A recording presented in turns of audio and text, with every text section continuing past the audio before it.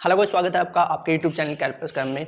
Friends, आज मैं लेके आया हूँ आपके लिए VMC सीरीज का दूसरा पार्ट, जिसमें आज मैं आपको सिखाने वाला हूँ प्रोग्राम स्ट्रक्चर के बारे में कि किस तरह से आप प्रोग्राम को बना सकते हैं।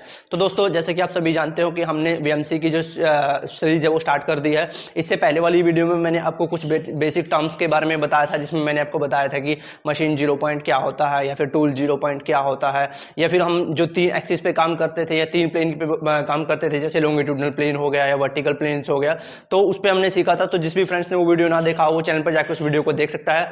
तो चलिए दोस्तों, स्टार्ट करते हैं आज का हमारा दूसरा पार्ट, जिसमें मैं आपको कुछ प्रोग्राम स्ट्रक्चर्स के बारे में बताऊंगा, जो चीजें आपको पता होनी चाहिए किसी भी प्रोग्राम को बनाने से पहले। तो फ्रेंड्स, आज का जो टॉपिक मैं यहाँ पर आपके पास डिस्कस कर लेता हूँ, प्रोग्राम स्ट्रक्चर के बारे में होगा कि किस तरह से आपको प्रोग्राम बनाना है, या फिर कौन कौन से आपके पास जो वर्ड्स हैं जो आप कोई भी प्रोग्राम बनाने से पहले आप यूज करते हो। तो दोस्तों, जब भी आप कोई भी सीएनसी का एक प्रोग्राम बनाते हो, या चाहे वो हम टर्निंग की बात करें या फिर आप वीएमसी की बात करें, वर्टिकल मिलिंग मशीन्स की बात करें, तो दोस्तों उसमें आप क्या करते हो, जी और एम कोड का ही हम यूज करते हैं। जी और एम कोड के बारे में मैं आपको एक वीडियो दूंगा डिटेल से, उसके बारे में हम आगे डिस्कस करेंगे। किंतु आज जो डिस्कस करेंगे प्रोग्राम स्ट्रक्चर्स के बारे में बात करेंगे। तो इसमें जो मेन इंपॉर्टेंट जो आपका स्ट्रक्चर चलता है, सबसे पहले आपको पता होना चाहिए हम जो वर्ड यूज करते हैं, कैरेक्टर्स जो वर्ड्स होता है वो हम यूज करते हैं। कैरेक्टर्स होगा, कैरेक्टर के बाद आपके पास दोस्तों आता है एक वर्ड, वर्ड के बाद आपके पास आएगा दोस्तों हमारे पास एक पूरा ब्लॉक, और ब्लॉक के बाद दोस्तों हमारे पास बनता है पूरा एक प्रोग्राम।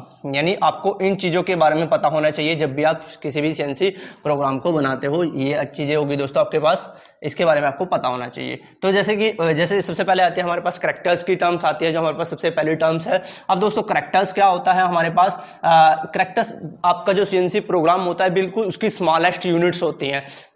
यानी हम कह सकते हैं कि सीएनसी की जो भी हम कोई भी सीएनसी प्रोग्राम बनाते हैं, उसमें सबसे जो छोटा फॉर्म्स होता है वो आपका कैरेक्टर का ही होता है। अब कैरेक्टर हमारे पास देखो 3 टाइप का हो सकता है इसके अंदर। कौन कौन सा? या तो वो आपका डिजिट्स की फॉर्म में आएगा, या फिर आपके पास वो होगा नंबर्स की फॉर्म में आएगा, या फिर आपके पास जो हो सकता है थर्ड जो टाइप हो सकता है वो सिंबल की फॉर्म में आएगा। सिंबल के टाइप का कैरेक्टर्स हो सकता है।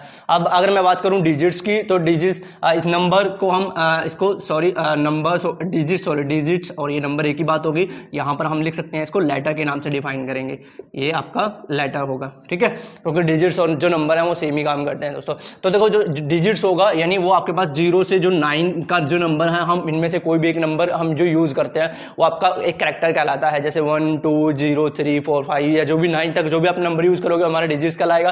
इसी तरह लेटर्स आ जाते हैं कि अल्फाबेटिकली जितने भी हमारे A to Z में 26 लेटर्स होते हैं, तो उनमें से किसी एक लेटर को हम पिक करते हैं। या फिर इसके अलावा हम अपने प्रोग्राम में कहीं पर कुछ सिंबल्स ऐड करते हैं, जैसे डॉट का सिंबल हो गया हमारे पास, परसेंटेज का सिंबल हो गया हमारे पास, एंडो ब्लॉक का सिंबल्स हो गया हमारे पास। तो इसी तरह कुछ सिंबल्स होते हैं जिनका हम यूज करते हैं दोस्तों। तो ये आपके पास जो आपका सीएनसी प्रोग्राम होता है उसकी सबसे छोटी फॉर्म्स कौन से कहलाएंगे, आपके पास कैरेक्टर कहलाता है, जो आपको बेसिकली 3 यूनिट्स में आपको मिलता है, ठीक है दोस्तों। अब उसके बाद आता है आपके पास वर्ड।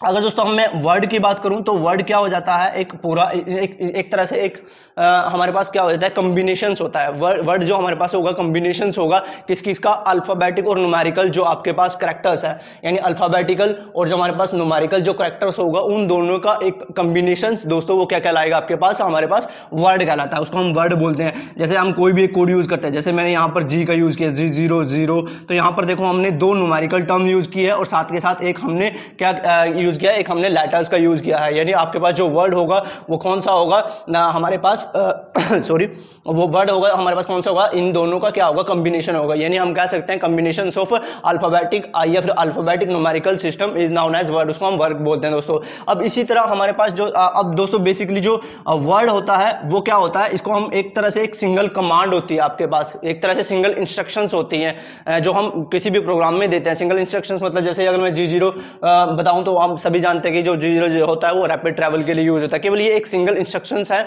जो हमने किसको दी है, अपने प्रोग्राम के अंदर टाइप किया दोस्तों।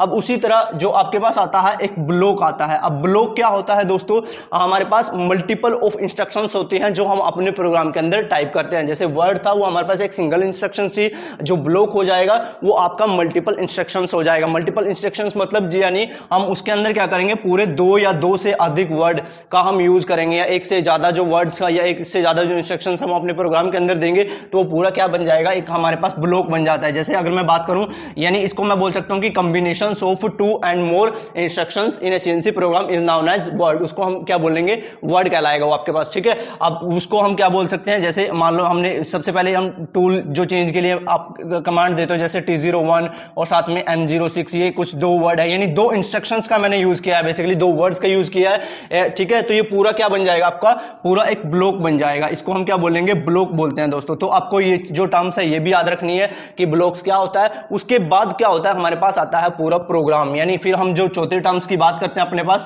जो लास्ट में आएगा हमारे पास आएगा प्रोग्राम आएगा। अब प्रोग्राम ही दोस्तों क्या होता है कि हम पूरा प्रोग्राम बनाते हैं जो किसका हमारे पास, जिसमें हम ग्रुप्स ऑफ ब्लॉक्स का हम यूज कर सकते हैं, यानी एक से ज्यादा हम जो ब्लॉक है उसका हम यूज करते हैं। जैसे यहां पर ये इसको मैं बोल सकता हूं कि ये मेरे पास सिंगल ब्लॉक हो गया। इसी तरह आप आगे फर्दर अपने प्रोग्राम में इंस्ट्रक्शंस देते जाओगे तो वो आपका पूरा एक प्रोग्राम दोस्तों वो क्रिएट होता जाएगा। तो दोस्तों ये था आपकी पूरी प्रोग्राम की स्ट्रक्चर्स की कौन कौन से टर्म्स हैं जो हम अपने प्रोग्राम बनाने के लिए यूज करते हैं। और उम्मीद करता हूं कि आपको जो ये चीजें हैं इसके ये समझ में आई होंगी अच्छी तरह से। अगर फिर भी आपको डाउट लगता है तो मुझे नीचे कमेंट सेक्शन में लिखिएगा, मैं आपके डाउट को सोल्व करने की पूरी कोशिश करूंगा दोस्तों। तो आने वाली वीडियो में मैं आपको पूरा सिखाऊंगा कि प्रोग्राम आपको कैसे बनाना है, किस तरह से हम कौन कौन से जो कोड हैं वो हम अप्लाई करेंगे और किस तरह से आप उसको कोड को बना पाओगे। तो फ्रेंड्स आज के लिए इतना ही, मिलेंगे नेक्स्ट वीडियो में, तब तक के लिए थैंक यू फ्रेंड्स।